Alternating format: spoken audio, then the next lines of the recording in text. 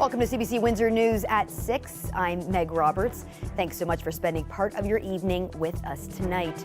The Windsor transit strike has been put on hold, which means buses were running today.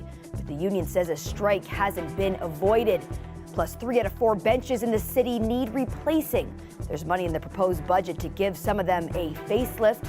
And the Lions have changed the narrative with a big win last night that has fans on both sides of the border talking. We chat with a Detroit reporter about what this win means.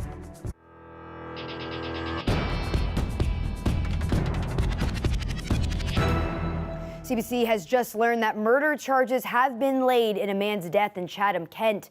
Chatham-Kent police say his body was found on the road in Dover Township on Friday morning.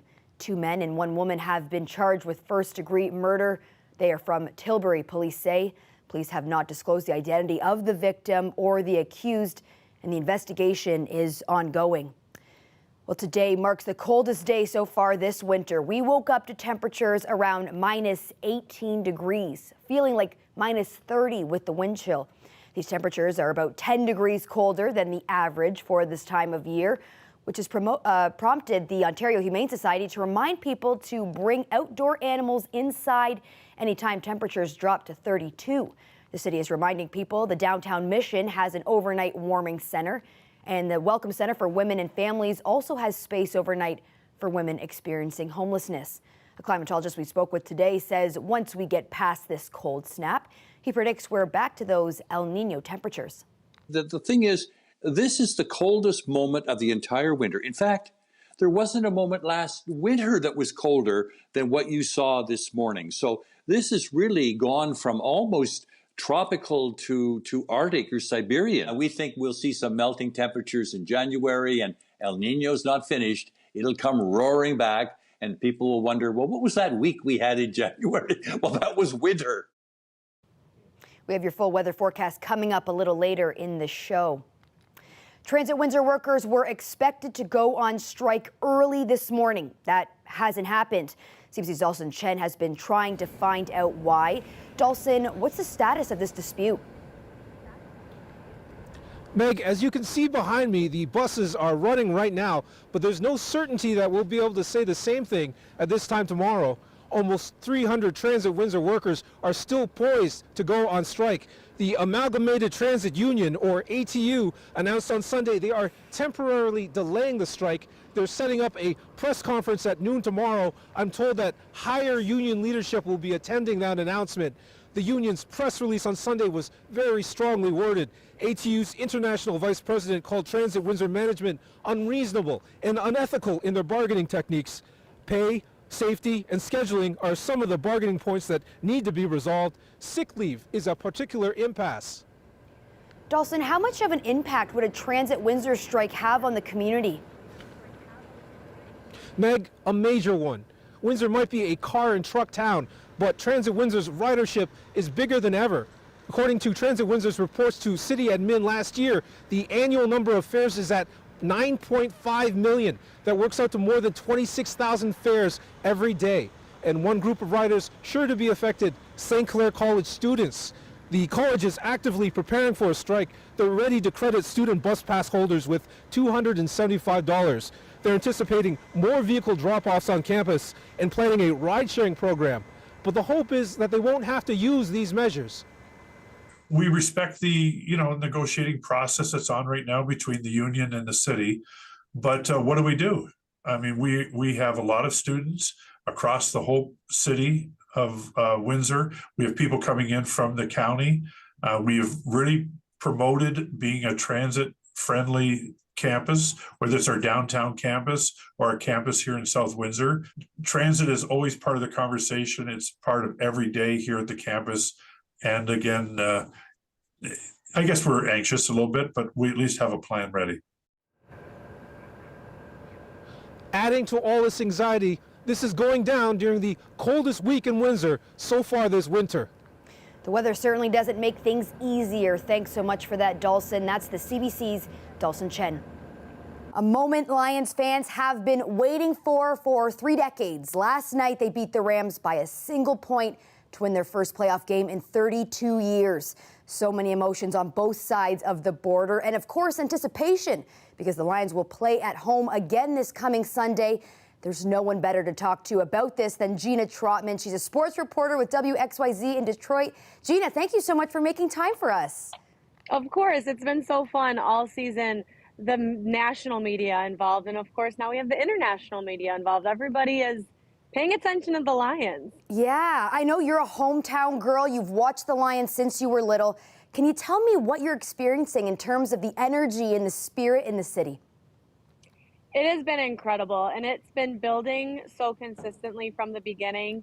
And there's just been videos, from the first day of Dan Campbell being here with the Lions of promises and visions he's had for this team. And slowly they keep checking off the list of things that he wanted this team to be like.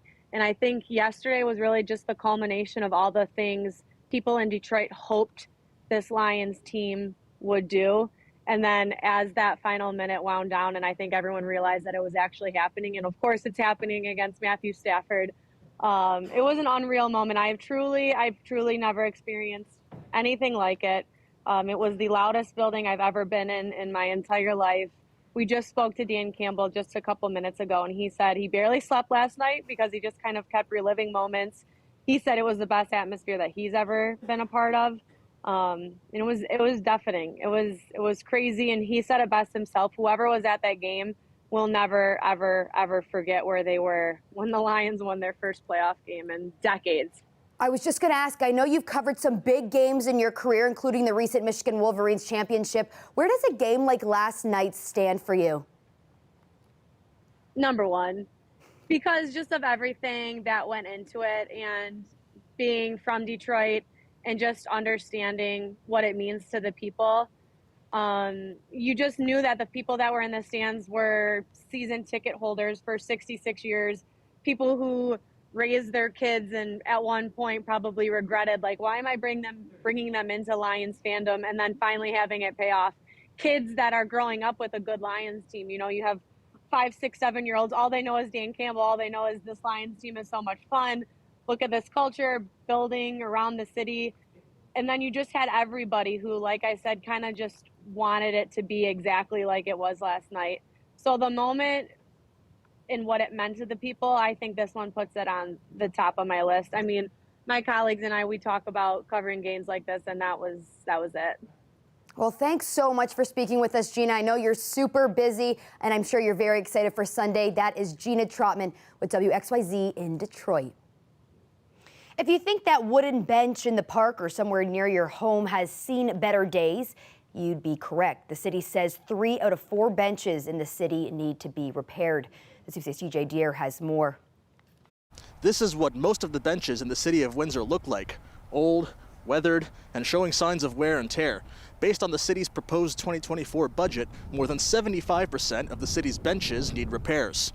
Outlined in the budget is a plan to spend $645,000 over the next decade. For the first 7 years, $50,000 per year will be spent before increasing each year's investment, ending with a $120,000 investment in 2033.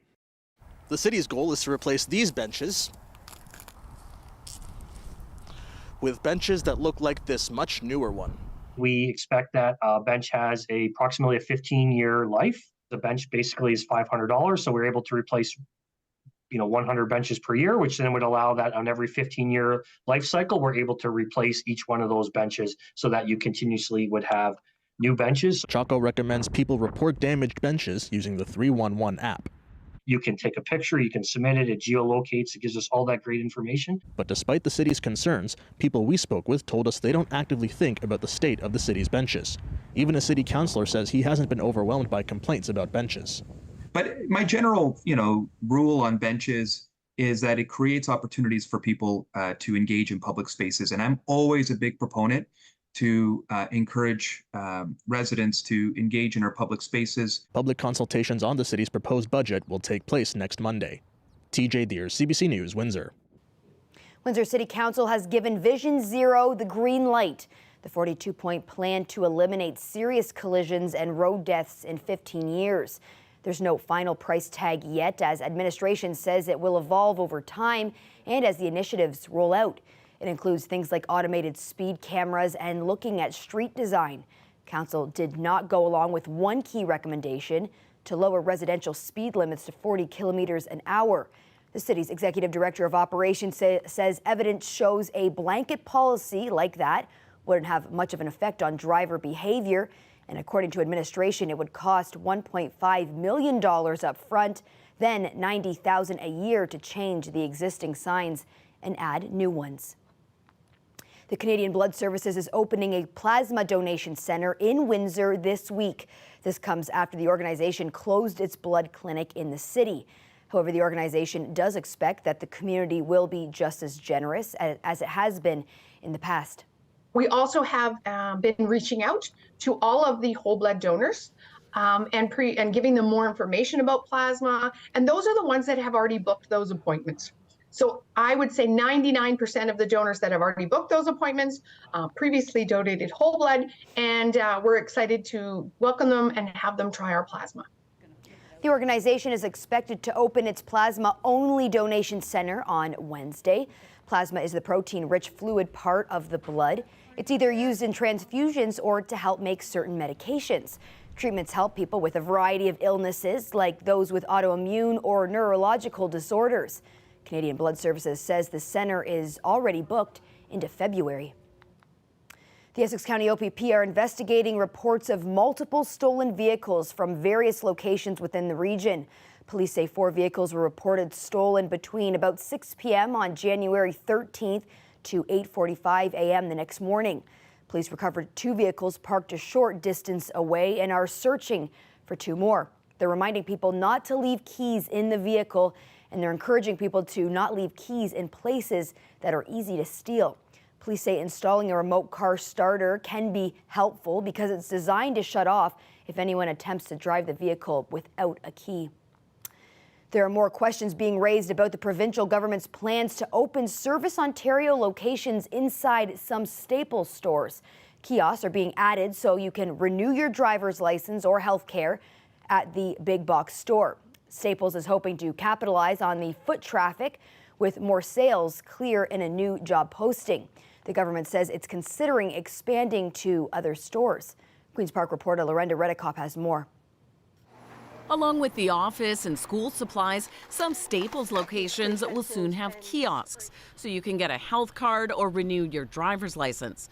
Opposition parties raise concerns about this happening without a bid process. Speaking on CBC Radio's Metro Morning, the minister responsible defended his government. This type of contract is typical when governments enter into pilot projects. That's what this is with Staples. It's a pilot project that's beginning early this year. He says a big reason Staples was chosen was access to parking and longer hours. As for what happens when the pilot project ends, if it continues to provide service excellence, then it could become permanent. But at the same time, we're continuing to have dialogue with other potential retail partners to consider whether we want to expand that model. And City News reports Walmart is one site where the government is expanding, with 2 of its stores set to have a Service Ontario location. In a statement, the province says no new deals have been finalized and that locations in Staples stores will mean a 30% increase in operating hours and will save almost $1 million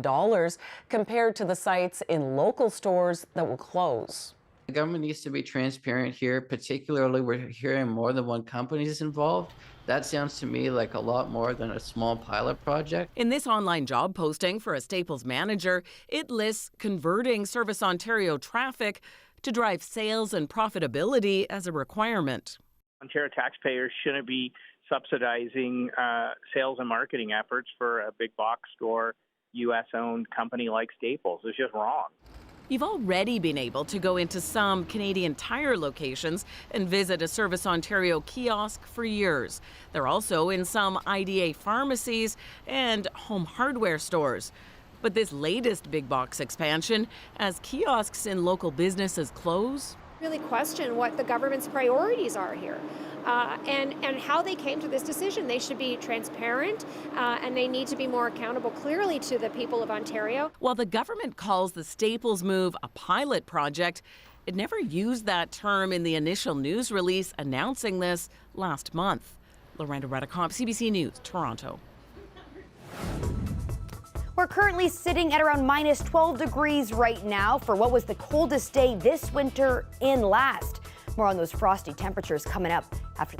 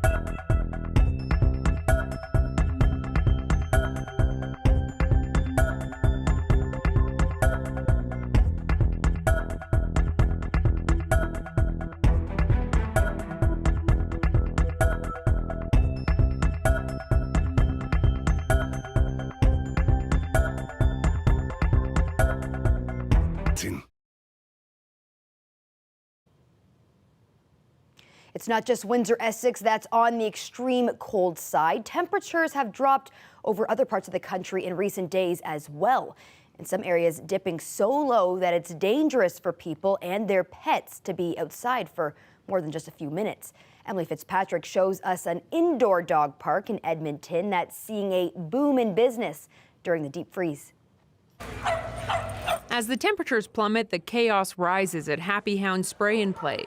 Since the start of the cold snap, the phones at the indoor dog park have been ringing off the hook. We went from pretty steady numbers, good growth, because we're a pretty new business, to just an astronomical increase in phone calls, in reservations. So calls went from, a standard number to over like 200 a day.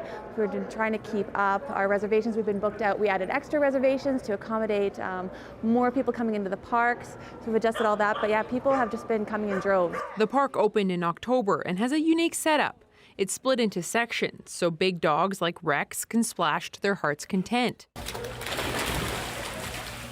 while next door, the Frenchies of Edmonton can meet up for some socializing. Many of the owners found their way here for the first time, desperate to get their dogs running after days of being cooped up inside. Very hard. We've been having to play some games around the house. I randomly was searching some indoor places to take him and it popped up. And being it had water, I knew he'd love it. He's almost 6, so it's not the worst, but we bought him some new toys and 3 kids. They just play with him and he runs around the house, and so it hasn't been the worst, but it definitely feels it. He feels the lack of walks and energy. That energy seems to be burning off inside this park, a solution these owners are grateful for, especially with cold temperatures expected to linger for most of the week. Emily Fitzpatrick, CBC News, Edmonton.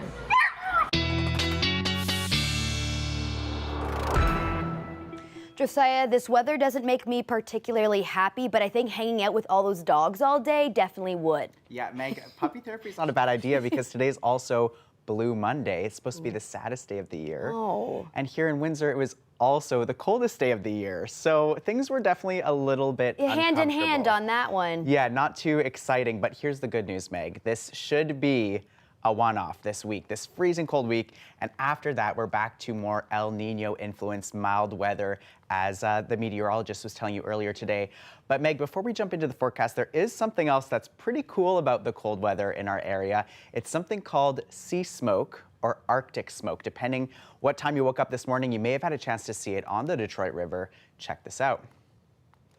Okay, Josiah, I did see this morning. You know, I live somewhat close to the river.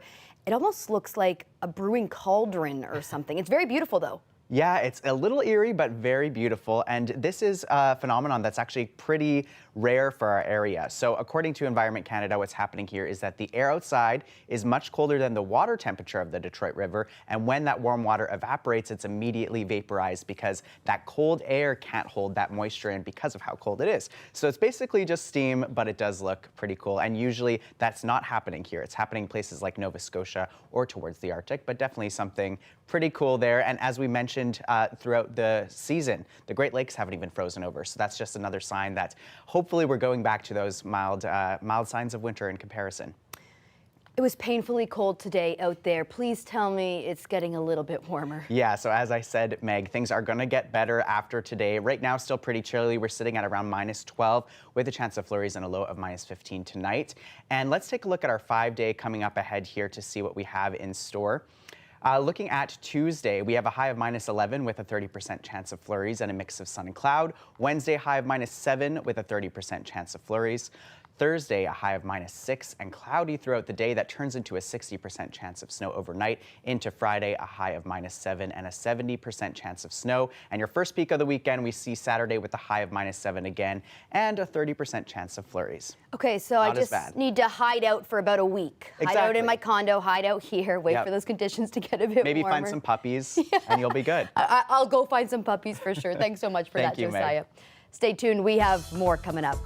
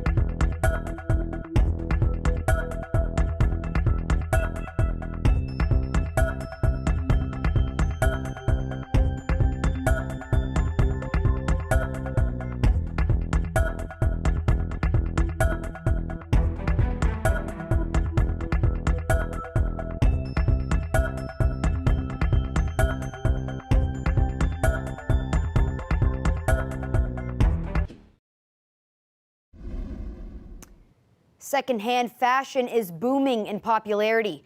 It's being embraced by more people as a trendy way to dress sharp and save money while being environmentally conscious. CBC's Taryn Grant checked in with some keen thrifters near Halifax. Hundreds of shoppers flocked to this secondhand clothing sale, hoping to find new items for their wardrobes. It's really nice for the environment to be able to have used goods available, you know, especially for the price that it is with like by the pound. It's such an innovative way, and I really like that. Yeah, so drop it in and spin the wheel. The price of everything was $6 a pound. I'm going to call it 4.1 because you have a bag in there. And so that is $24.56. Organizer Charlotte Genge has been putting on clothing swaps and sales for over a decade. She's noticed a big shift in the past couple years. I've seen that thrift has just become, it's exploded. And I'm sure it's being talked about a lot. It's something you hear a lot because there are a lot more players entering now. Like, you know, there's online kind of thrift and consignment, and there's a lot more people participating in it, which is great to see. It's become more streamlined, more, what's the word I'm looking for? Just mainstream. This is a side hustle for Genge. But Sarah Sorby has turned clothing resale into a full-time job. Most of her sales are through Instagram, but she also has a few racks at a shop in Halifax's North End, along with several other resellers.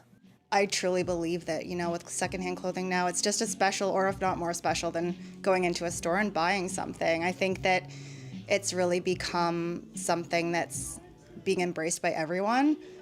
Sellers are hoping the used clothing market will only keep growing, with more people making secondhand their first choice.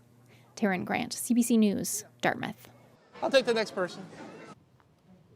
Scientists in Iceland say lava flows appear to be dying down, but it's too soon to declare the danger over. A volcano in the country's southwest began erupting over the weekend.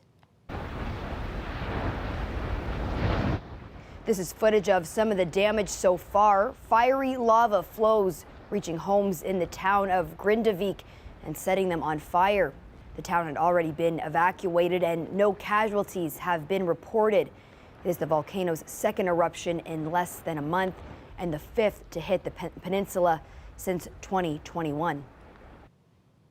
We're going to leave you with an earlier look at the Detroit River. Our video producer Mike Evans caught these sheets of ice washing downstream earlier today.